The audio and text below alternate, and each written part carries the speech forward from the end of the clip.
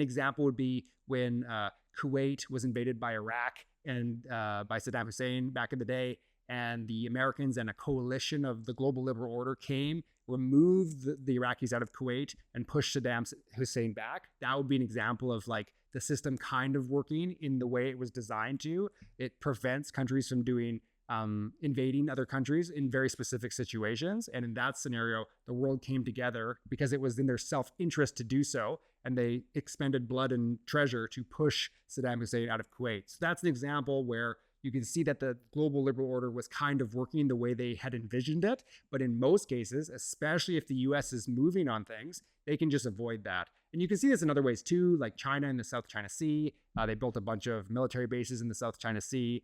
The UN grouping that manages like the sea essentially made a declaration that it was an illegal settlement and they had, destroyed the environment, etc. Like really robust. And the Chinese just said, no, we're not listening to that. Totally fine, right? Because there is no enforcement mechanism. So countries, might suffer some reputational damage, but based on their calculus, again, self-interest, then they were able to do it because it made sense to do so for them at the time. Whether it's right or wrong is not the point of the conversation. It's more just that that's how the countries make decisions in their self-interest, and they know there's no enforcement mechanism.